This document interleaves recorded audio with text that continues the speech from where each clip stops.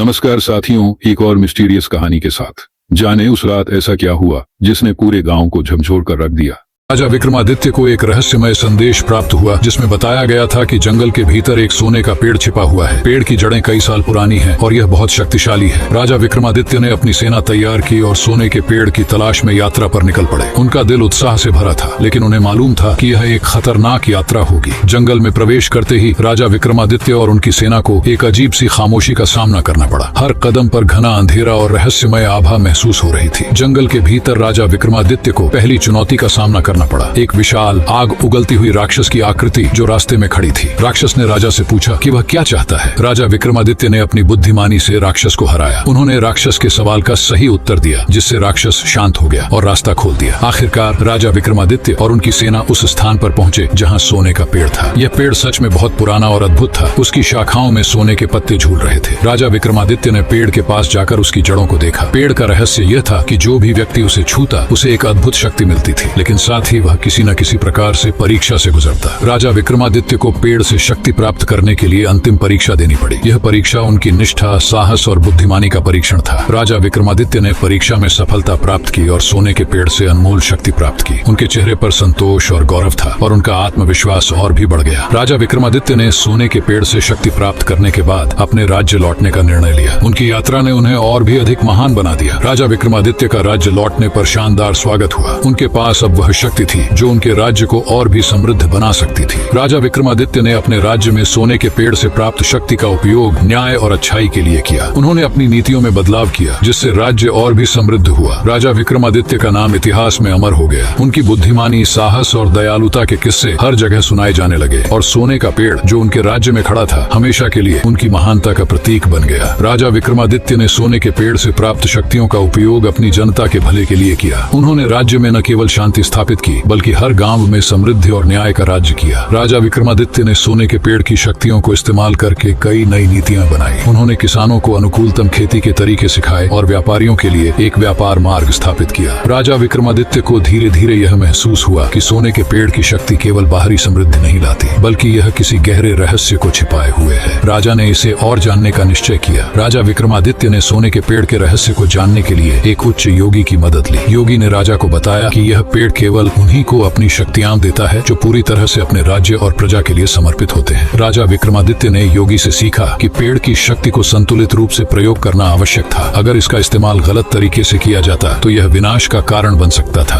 राजा विक्रमादित्य की लोकप्रियता और शक्ति से एक नया शत्रु उत्पन्न हुआ। एक अन्य राज्य का राक्षस शासक, जिसने सोने के पेड़ की शक्तियों को अपने फायदे के लिए इस्तेमाल करने का मन बनाया। राजा विक्रमादित्य ने अपने राज्य को बचाने के लिए एक रणनीति बनाई। वह जानते थे कि यह युद्ध उनके राज्य और प्रजा की सुरक्षा के लिए जरूरी था। दूसरे राज्य का राक्षस शासक राजा विक्रमादित्य के राज्य पर हमला करने के लिए अपनी सेनाओं के साथ निकला। वह जानता था कि सोने के पेड़ की शक्तियां उसकी विजय का कारण बन सकती हैं। राजा विक्रमादित्य ने अपनी पूरी सेना के साथ शत्रु का सामना किया। यह युद्ध केवल एक शारीरिक संघर्ष नहीं था, बल्कि एक मानसिक और रणनीतिक युद्ध था। राजा विक्रमादित्य ने अपने शौर्य और बुद्धिमानी से शत्रु को पराजित किया। उन्होंने सोने के पेड़ की शक्ति का सही इस्तेमाल किया और अपने राज्य की रक्षा की। राजा विक्रमादित्य ने सोने के पेड़ की शक्ति को और भी अधिक जिम्मेदारी से संभालने का निर्णय लिया। उन्होंने इसे अपनी प्रजा के भले के लिए प्रयोग किया और कभी भी इसे स्वार्थ के लिए नहीं इस्तेमाल किया। राजा विक्रमादित्य के शासन में राज्य समृद्ध और खुशहाल हो गया। उनकी नीतियों और सोने के पेड़ की शक्ति ने उनके राज्य को संसार में सबसे शक्तिशाली और समृद्ध राज्य बना दिया। राजा विक्रमादित्य ने पूरे जीवन में अपने राज्य की भलाई के लिए कार्य किया। उनकी बुद्धिमानी, साहस और निष्ठा के कारण उनका नाम इतिहास में अमर हो गया। सोने का पेड़ हमेशा उनके महान कार्यों की याद दिलाता रहा। समय बीतने के साथ राजा विक्रमादित्य की उम्र बढ़ने लगी। उन्होंने महसूस किया कि अब उनके शरीर की ताकत उतनी नहीं रही, लेकिन उनके दिल में अपने राज्य और प्रजा के प्रति प्यार और निष्ठा पहले की तरह था। राजा विक्रमादित्य ने अपनी संतान को अपने राज्य की जिम्मेदारियां सौंपने की योजना बनाई। उन्होंने अपने बेटे या योग्य उत्तराधिकारी को राज्य की बागडोर देने का निर्णय लिया, ताकि उनका राज मर्यादा और समृद्धि बनी रहे। एक दिन राजा विक्रमादित्य ने सोने के पेड़ से अंतिम बार मिलकर उसे धन्यवाद दिया। इस दौरान पेड़ ने एक अंतिम रहस्य खुलासा किया, जिसमें बताया कि वह पेड़ केवल तभी फलता है जब उस राज्य में न्याय, समृद्धि और सत्य का पालन किया जाता है। राजा विक्रमादित्य ने अपने जीवन के अंतिम समय में अपनी प्रजा से मिलकर उन्हें आशीर्वाद दिया और अपने उत्तराधिकारी को पूरी जिम्मेदारी सौंप दी। उन्होंने अपने राज्य को स्थिरता और शांति के साथ छोड़ दिया। राजा विक्रमादित्य ने अंतिम बार अपने महल से बाहर निकला और जंगल की ओर यात्रा शुरू की, जहाँ सोने का पेड़ खड़ा था। वह वहाँ कुछ समय बिताना चाहते थे ताकि वह अंतिम बार अपनी यात्रा का समापन कर सके। राजा विक्रमादित्य ने सोने के पेड़ के पास जाकर उसे अंतिम बार आशीर्वाद दिया। उस क्षण में पेड़ ने राजा को आशीर्वाद दिया और साथ ही उसकी आत्मा को अमर बना दिया। राजा विक्रमादित्य ने अपने शरीर को त्याग दिया और सोने के पेड़ की शक्तियों के साथ मिलकर वह अमर हो गए। उनकी आत्मा अब शांति में पेड़ में समाहित हो गई और वह हमेशा के लिए उस राज्य की रक्षा करती रही। राजा विक्रमादित्य के जाने के बाद उनके राज्य में शांति और समृद्धि बनी रही। उनका नाम और उनकी महानता हमेशा उनकी प्रजा के दिलों में जीवित रही। सोने का पेड़ अब एक प्रतीक बन गया जो शांति, न्याय और शक्ति का प्रतिनिधित्व करता था। राजा विक्रमादित्य के समय में किया गया प्रत्येक कार्य और उनके द्वारा दिया गया न्याय अब सोने के पेड़ के प्रभाव के रूप में राज्य में फला फूला। राज्य में लोग प्रेम, शांति और समृद्धि से जीवन जीने लगे। समय के साथ सोने के पेड़ की गाथा हर पीढ़ी में सुनाई जाने लगी। यह पेड़ सिर्फ एक प्रतीक नहीं था, बल्कि एक महान राजा की कहानी का हिस्सा था, जिसने अपने राज्य को सबसे समृद्ध और न्यायपूर्ण बना दिया। कई सालों बाद राज्य में एक नया राजा आया, लेकिन उसने हमेशा राजा विक्रमादित्य की नीतियों और उनके द्वारा स्थापित किए गए सिद्धांतों का पालन किया। सोने का पेड़ अब उनके लिए एक दिव्य आशीर्वाद था। राजा विक्रमादित्य का नाम हमेशा के लिए इतिहास में अमर हो गया। सोने का पेड़ उनके समर्पण, साहस और न्याय का प्रतीक बन गया। उनकी कहानी हर पीढ़ी में सुनाई जाती है ताकि लोग जानते रहें कि न्याय, निष्ठा और प्रेम से ही सफलता मिलती है। राजा विक्रमादित्य के निधन के बाद उनके शासनकाल का प्रतीक सोने का पेड़ अब एक धार्मिक और सांस्कृतिक स्थल बन गया। लोग दूर दूर से पूजा अर्चना के लिए आने लगे। राज्य ने वहाँ एक भव्य स्थान का निर्माण करवाया, जहाँ हर कोई आशीर्वाद की उम्मीद लेकर आता था। समय के साथ सोने के पेड़ का स्थान एक शक्तिशाली स्थल बन गया, जहाँ हर किसी की इच्छा पूरी होती थी। लोगों का मानना था कि राजा विक्रमादित्य का आशीर्वाद अब भी वहाँ मौजूद है। यह स्थान एक प्रतीक बन गया कि सत्य, न्याय और भलाई हमेशा विजयी होते हैं। कई सालों बाद एक अन्य शासक आया, जिसने सोने के पेड़ की शक्ति को हथियाने की कोशिश की। उसने सोचा कि यदि वह पेड़ की शक्ति अपने नियंत्रण में ले सके तो वह राज्य में अजेय हो जाएगा। लेकिन वह भूल गया कि सोने का पेड़ केवल उन्हीं को शक्तियां देता है जो अपने राज्य और प्रजा के प्रति निष्ठावान रहते हैं। पेड़ ने इस नए शासक को अपनी शक्ति से दूर रखा और उसे हार का सामना करना पड़ा। यह घटना सभी को यह सिखाती है कि सोने का पेड़ सिर्फ बाहरी ताकत के बजाय सच्चे दिल और निष्ठा को पहचानता है। राजा विक्रमादित्य की शिक्षाएं अब बच्चों और युवा पीढ़ी में विरासत के रूप में बंटने लगी। राजा का जीवन एक आदर्श बन गया और उनके द्वारा स्थापित किए गए सिद्धांत जैसे सत्य, न्याय और समर्पण अब स्कूलों और गुरुकुलों में पढ़ाए जाते थे। राज्य के नए शासक ने यह सुनिश्चित किया कि सोने के पेड़ की रक्षा की जाए और उसकी शक्तियों का कोई दुरुपयोग न हो। उन्होंने एक परिषद बनाई जिसमें वे लोग शामिल थे जो राज्य के लिए समर्पित थे और उनके दिल में सच्चाई और न्याय था। पेड़ के संरक्षण के बाद राज्य में और भी समृद्धि आई। राज्य के नागरिक अब अपनी भूमि और संसाधनों का सही तरीके से उपयोग करने लगे, जिससे उनकी मेहनत और कड़ी मेहनत का परिणाम स्पष्ट रूप से दिखने लगा। समय के साथ राज्य में संतुलन बना रहा। सोने का पेड़ अब केवल एक शक्तिशाली तत्व नहीं था, बल्कि यह लोगों के जीवन के हर पहलू में समृद्धि और शांति का प्रतीक बन गया। पेड़ का आशीर्वाद राज्य के हर नागरिक को बराबरी और सुख शांति प्रदान करता था। एक दिन एक आचार्य ने सोने के पेड़ के अंतिम रहस्य को उजागर किया। उन्होंने कहा कि इस पेड़ की शक्ति कभी खत्म नहीं होती जब तक कि राज्य के लोग अपने दिलों में सत्य, प्रेम और न्याय की भावना बनाए रखते हैं। राजा विक्रमादित्य का नाम कभी नहीं भुलाया गया। उन्होंने जो शिक्षा दी, जो आदर्श प्रस्तुत किए, वह आज भी जीवित है। सोने का पेड़ हमेशा उनके कार्यों और उनकी निष्ठा का प्रतीक रहेगा। राजा विक्रमादित्य और सोने के पेड़ की कहानी हर पीढ़ी में सुनाई जाती रही। ये कहानी अब एक किंवदंती बन चुकी थी, जो लोगों को सिखाती थी कि केवल सत्य, निष्ठा और समर्पण से ही महानता प्राप्त की जा सकती है।